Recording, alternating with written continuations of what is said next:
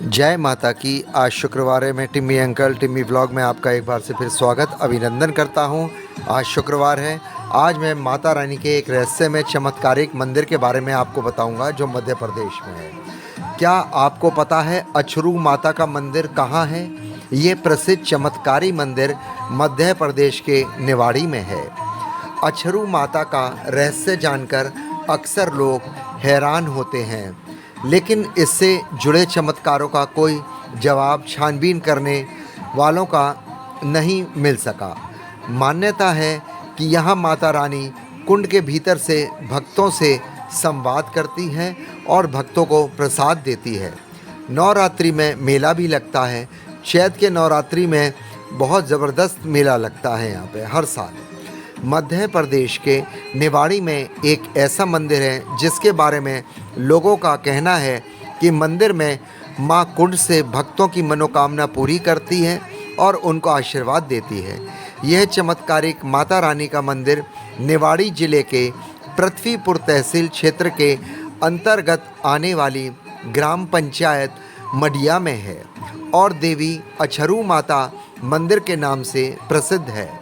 मान्यता है कि यहाँ पर माँ का कुंड से आने से वाले हर भक्त से संवाद करती है।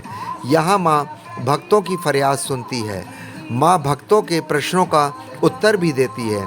आपका कार्य पूरा होगा अथवा नहीं, माता रानी यह भी बता देती है। स्थानीय लोगों का कहना है कि मां अछरू माता के अद्भुत दरबार में शामिल होने के लिए प्रतिदिन हजारों की संख्या में श्रद्धालु पहुंचते हैं, हाजिरी लगाते हैं, मां को अपनी फरियाद सुनाते हैं और साथ ही उनसे अपने कार्यों की पूर्ण करने की प्रार्थना करते हैं। माता भी भक्तों की मनोकामना पूर्ण होने का आशीर्वाद देती है। भक्तों का कहना है कि अछरू माता के इस अद्भुत कुंड से माँ भक्तों को प्रसाद के रूप में नींबू, गरी, फूल, जलेबी, दही, दाक, चिरौंजी इत्यादि प्रसाद के रूप में प्रदान करती है। ऐसा कहा जाता है कि जिस भी भक्तों की मनोकामना पूर्ण होनी होती है उसी अनुसार माँ उसे प्रसाद का प्रदान करती है। अछरू माता मंदिर देश के उन चंद देवी मंदिरों में से एक है जहां पर प्रतिदिन हजारों की संख्या में श्रद्धालु मां के दरबार में पहुंचकर अपनी फरियाद सुनाते हैं और मां से आशीर्वाद प्राप्त करते हैं। इस स्थान पर मां के प्राकट्य की कहानी हैरतगंज है। कहा जाता है कि लगभग 500 बरस पूर्व यादव जाति का एक चरवाहा जिसका नाम अछरू था, जंगल में भैंस चराने चला गया। उसी दौरान उस घने जंगल में चरवाहे की भैंस गुम हो गई। कई दिन तक चरवाहा अछरू घने जंगल में अपनी भैंस को ढूंढता रहा।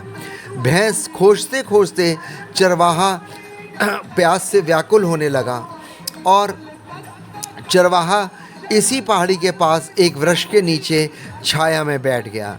तो माता ने उसे कुंड से निकलकर दर्शन दिए और उसे कुंड से जल ग्रहण करने की सलाह दी और उसकी भैंस की जानकारी दी।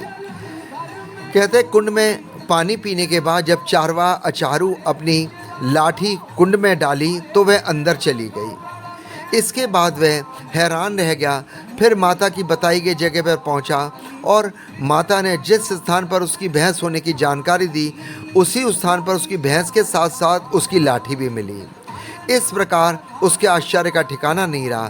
तभी से नित्य प्रतिदिन चरवाहा इस स्थान पर आकर माँ की पूजा करने लगा।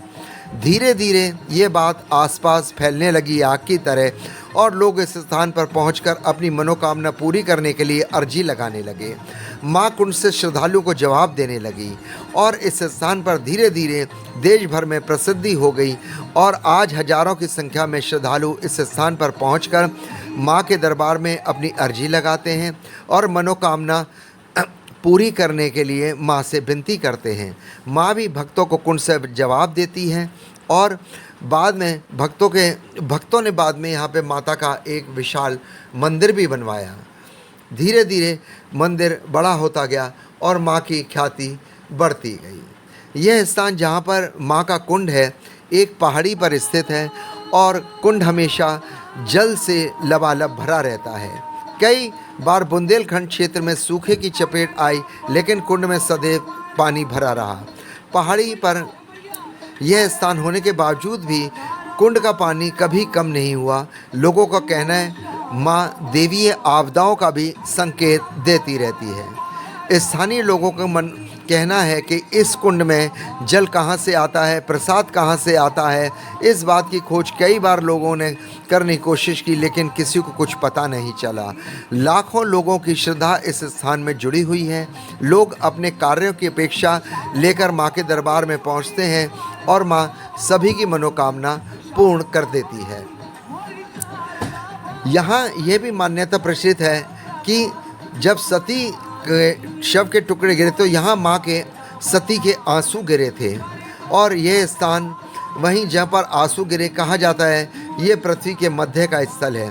मंदिर से जुड़े कई और किस्से लोग सुनाते हैं। लोगों का कहना है एक बार इस कुंड के आसपास की सफाई की जा रही थी तो किसी ने लोहे की सांग से कुंड की मुहाने पर लगी कई काई को रेत कर साफ करने की कोशिश की, तब इस कुंड में पानी खून की तरह लाल हो गया। मंदिर के पुजारी का कहना है कि इस स्थान पर वर्षों पूर्व इस स्थान की खोज करने वाले अछारू मैया के अनन्य भक्त अछारू के परिवार के लोग इस मंदिर में पूजा करते हैं। लाखों भक्त प्रतिवर्ष श्रद्धा भक्ति के भाव से माँ के दरबार में पहुँचते हैं। चैत्र नवरात्रि एवं शादी नवरात्रि में मेले का आयोजन होता है और लोग बड़ी संख्या में पहुँचते हैं। आशा करता हूँ आपको ये कथा पसंद आई होगी और आप सब जय माता की लिखे कमेंट बॉक्स में। मैं भी आपको जय माता की आज बोलता हूँ। प्लीज़ ब्लॉग को अधिक से अधिक गाइस लाइक करें, सब्सक्राइब करें, शेयर करें और बेल आइकॉन को प्रेस करें। यही मैं आपसे प्रार्थना करूँगा। जय माता की, जय अछारू माँ।